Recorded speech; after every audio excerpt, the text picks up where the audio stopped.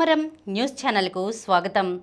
ఈనాటి ముఖ్యాంశాలు: భారత ఉత్పత్తులపై అమెరికా ప్రతీకార సుంకం, ఎస్బీఐని కాదని ప్రైవేట్కు, ముస్లింల హక్కుల పరిరక్షణకే బిల్లు, అధికారులకు అవినాష్ బెదిరింపులు, మన ఆస్తులు ప్రకటిద్దాం, చీఫ్ జస్టిస్ సహా సుప్రీంకోర్టు జడ్జీల నిర్ణయం, రిషికొండ ప్యాలెస్తో 100 కోట్లు వృధా, తల్లితో వివాదం, కూతురి బలవన్మరణం, సన్ రైజర్స్కు హ్యాట్రిక్ ఓటమి, నెయ్యితో అనారోగ్యం దూరం. ఈరోజు వార్తలను చూద్దాం. భారత్ ఉత్పత్తులపై అమెరికా ప్రతీకార సుంకం. తమ దేశ ఉత్పత్తులపై అధిక సుంకాలు విధిస్తున్న ప్రతి దేశంపైన అమెరికా అధ్యక్షుడు డొనాల్డ్ ట్రంప్ ప్రతీకార సుంకాలు విధించారు. తమపై 52% సుంకాలు విధిస్తున్న భారతదేశంపై తాము అందులో సగం అంటే 26% సుంకం విధిస్తున్నట్లు ప్రకటించారు. అయితే ఆ తర్వాత వైట్ హౌస్ వర్గాలు విడుదల చేసిన పత్రాల్లో భారత్పై విధించే సుంకం 27%గా పేర్కొనడం గమనార్హం. భారత కాలమానం ప్రకారం బుధవారం అర్ధరాత్రి 1:30 సమయంలో వైట్ హౌస్లోని రోజ్ గార్డెన్లో నిర్వహించిన ఒక కార్యక్రమంలో ట్రంప్ ఈ సుంకాల ప్రకటన చేశారు. ఎస్బీఐని కాదని ప్రైవేట్కు, ప్రభుత్వ శాఖలకు చెందిన సొమ్మును ఎక్కడా ప్రైవేట్ బ్యాంకుల్లో పెట్టవద్దని 2 నెలల కిందట రాష్ట్ర స్థాయి బ్యాంకర్ల కమిటీ సమావేశంలో సీఎం చంద్రబాబు ఆదేశించారు. ఆయన ఆదేశాల మేరకు సీఎంఓ రాష్ట్రంలోని అన్ని ప్రభుత్వ కార్యాలయాలకు ప్రత్యేక సర్క్యులర్ పంపింది. అయితే పోలవరం ప్రాజెక్టు అడ్మినిస్ట్రేటివ్ కార్యాలయం అధికారులు సీఎం ఆదేశాలను బేఖాతరు చేశారు. పోలవరం ప్రాజెక్టు పరిహారం సొమ్ము దాదాపు 63 కోట్ల రూపాయలను ఎస్బీఐని కాదని ప్రైవేట్ బ్యాంకు బదిలీ చేశారు. ముస్లింల హక్కుల పరిరక్షణకే బిల్లు. వక్ఫ్ సవరణ బిల్లు 2024ను రాజ్యసభలో ప్రవేశపెట్టారు. ఈ బిల్లుపై సుదీర్ఘ చర్చ అనంతరం బుధవారం అర్ధరాత్రి దాటాక లోక్సభ ఆమోదించిన సంగతి తెలిసిందే. 288, 232 ఓట్లతో బిల్లుకు ఆమోదం లభించింది. వక్ఫ్ సవరణ బిల్లు 2024 ఫైడ్ Waqf management empowerment, efficiency and డెవలప్మెంట్కు లోక్సభ ఆమోదం తెలపడంతో కేంద్ర మైనారిటీ వ్యవహారాల మంత్రి కిరణ్ రిజిజు గురువారం రాజ్యసభలో ప్రవేశపెట్టారు. ఈ సందర్భంగా ఆయన మాట్లాడుతూ వక్ఫ్ సవరణ బిల్లును చట్టవిరుద్ధమైనదిగా పేర్కొన్న ప్రతిపక్షాలపై తీవ్రస్థాయిలో విరుచుకుపడ్డారు. ఈ బిల్లులో ముస్లిమేతరుల ప్రమేయం ఎంతమాత్రం లేదని స్పష్టం చేశారు. ముస్లింల హక్కులను హరిస్తామన్న ప్రతిపక్షాల ఆరోపణలను తిరస్కరించారు. ముస్లింల్లోని అన్ని తెగలవారి హక్కులను పరిరక్షించేందుకే ఈ బిల్లును తీసుకొచ్చినట్లు చెప్పారు. ఈ బిల్లుతో వక్ఫ్ ఆస్తుల నిర్వహణలో పారదర్శకతతో పాటు జవాబుదారీతనం పెరుగుతుందన్నారు. బిల్లును పార్లమెంట్లో ప్రవేశపెట్టే ముందు మేం రాష్ట్ర ప్రభుత్వాలు, మైనారిటీ కమిషన్లు, వక్ఫ్ బోర్డులతో సంప్రదింపులు జరిపాం. బిల్లు పరిశీలనకు జేపీసీని ఏర్పాటు చేశాం.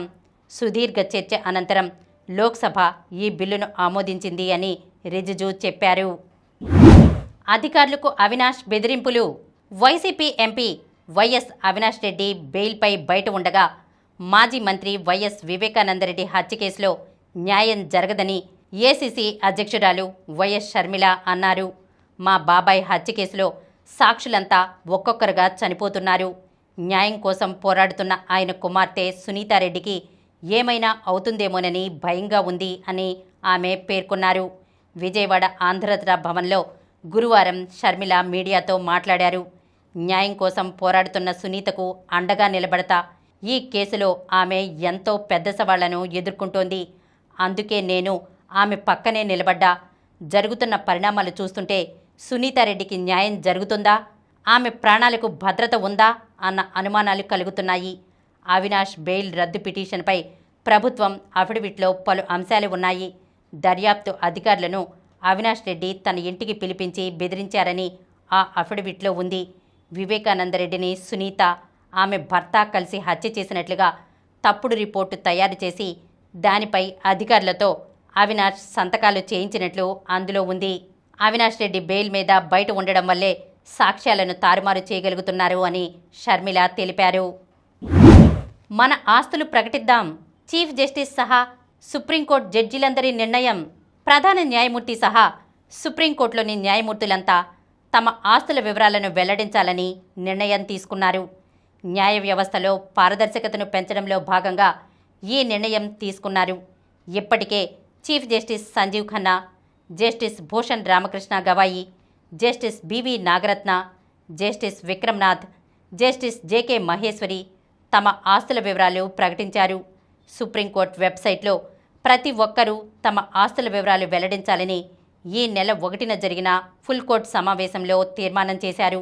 అంతకుముందు 1997లో చేసిన తీర్మానం ప్రకారం సుప్రీంకోర్టు న్యాయమూర్తులంతా తమ ఆస్తుల వివరాలను ప్రధాన న్యాయమూర్తికి అందించాల్సి ఉంది.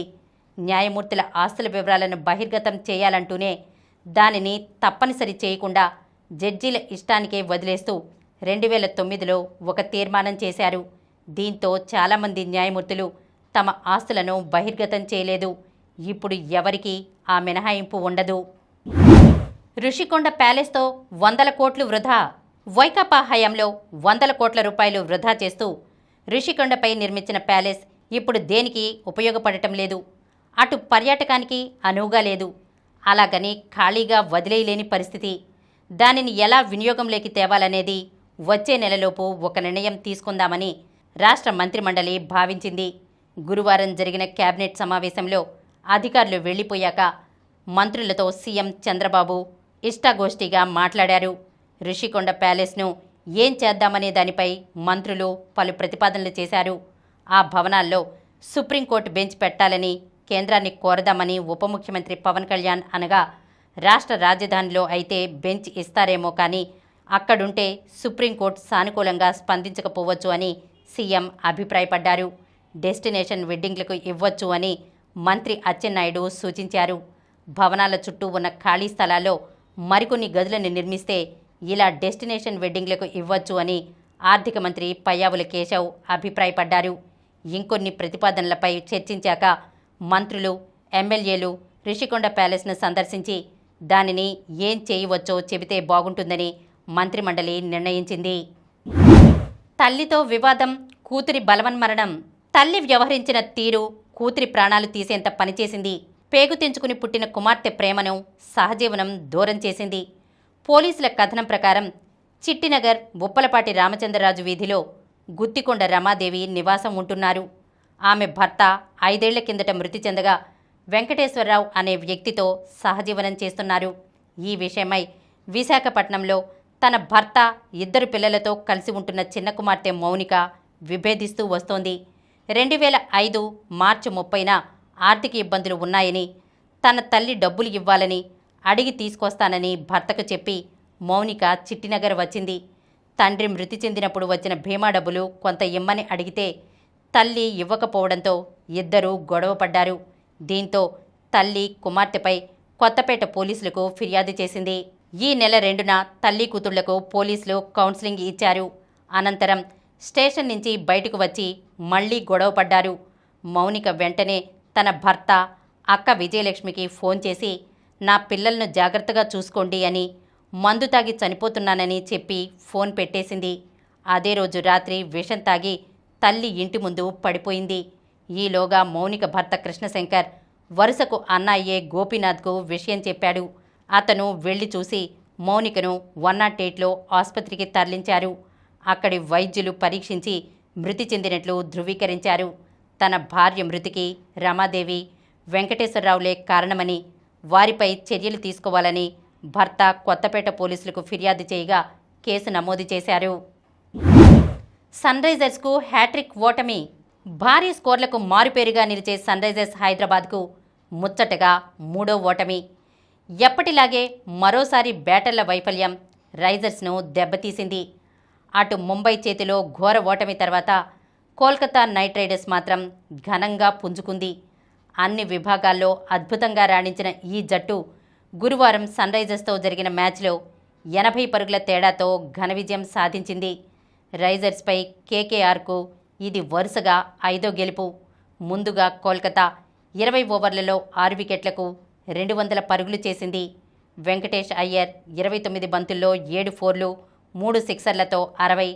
రఘువంశీ 32 బంతుల్లో 5 ఫోర్లు, 2 సిక్సర్లతో 50 అర్ధ సెంచరీలతో సత్తా చాటగా కెప్టెన్ అజింక్య రహానే 27 బంతుల్లో 1 4, 4 సిక్సర్లతో 38. రింకు సింగ్ 17 బంతుల్లో 4 4లు, 1 6తో 32 నాటౌట్ అదరగొట్టారు. ఛేదనలో స్పిన్నర్ వరుణ్ చక్రవర్తి, పేసర్ వైభవ్ అరోరాల ధాటికి సన్ రైజర్స్ 16.4 ఓవర్లలో 120 పరుగులకే కుప్పకూలింది. క్లాసెన్, కమిందు మెండిస్ పర్వాలేదనిపించారు.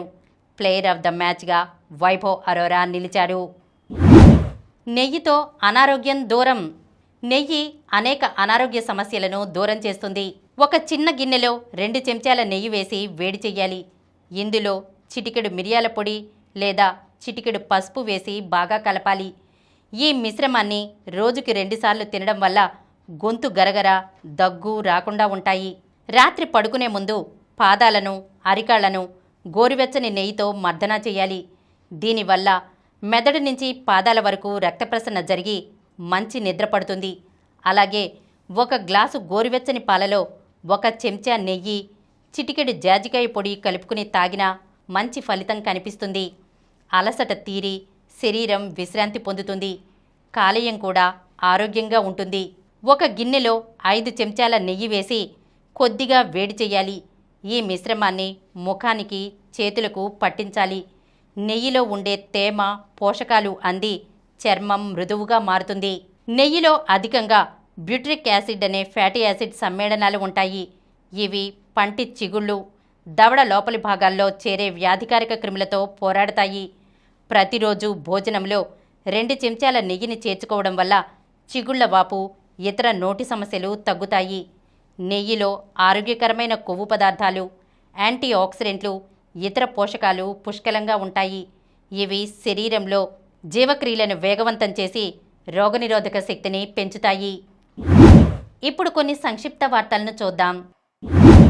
ఎయిడ్స్ నియంత్రణలో ఏపీ భేష్ 17వ స్థానం నుంచి 7వ స్థానానికి రాష్ట్రం.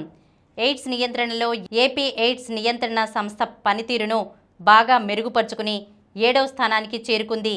జాతీయ ఎయిడ్స్ నియంత్రణ సంస్థ గురువారం రాష్ట్రాల పనితీరు సూచీని విడుదల చేసింది.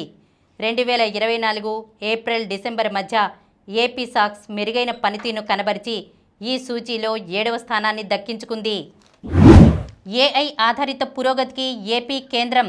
ఆర్టిఫిషియల్ ఇంటెలిజెన్స్ వినియోగంలో భారతదేశం తన ప్రయాణాన్ని ఇప్పుడే ప్రారంభించిందని, ఏఐ ఆధారిత పురోగతికి కేంద్రంగా మారడానికి ఏపీ సిద్ధంగా ఉందని సీఎం చంద్రబాబు పేర్కొన్నారు. ఏపీలో నేషనల్ క్యాన్సర్ గ్రిడ్ సెంటర్. రాష్ట్రంలోని ప్రభుత్వ వైద్య బోధన ఆసుపత్రుల్లో క్యాన్సర్ రోగులకు మరింత మెరుగైన, ఖచ్చితత్వంతో కూడిన వైద్యం అందించేందుకు నేషనల్ క్యాన్సర్ గ్రిడ్ ఏపీ చాప్టర్ను ఏర్పాటు చేశారు. ప్రపంచ బాక్సింగ్ కప్లో మరో 3 సెమీస్కు. ప్రపంచ బాక్సింగ్లో మనాళ్ల జోరు కొనసాగుతోంది. బ్రెజిల్లో జరుగుతున్న ఈ మెగా టోర్నీలో మరో 3 భారత బాక్సర్లు మనీష్ రాథోడ్, హితేష్, అవినాష్ జంవాళ్లు తమ విభాగాల్లో సెమీఫైనల్స్కు దూసుకెళ్లి పతకాలకు చేరువయ్యారు. ఐపీఎల్లో నేడు లక్నో వర్సెస్ ముంబై రాత్రి 7:30 నుంచి. మరిన్ని వార్తా విశేషాలతో రేపటి సమరం న్యూస్ ఛానల్లో మళ్ళీ కలుద్దాం. ప్రతిరోజు వార్తా విశేషాల కోసం అనతి కాలంలోనే 20 కోట్లకు పైగా వ్యూస్ సాధించిన సమరం ఛానల్ సమర్పించు సమరం న్యూస్ ఛానల్కు సబ్స్క్రైబ్ చేయండి, లైక్ చేయండి, మీ ఫ్రెండ్స్కి షేర్ చేయండి. అలాగే ప్రక్కనున్న గంట సింబల్ని ప్రెస్ చేయడం మర్చిపోకండి.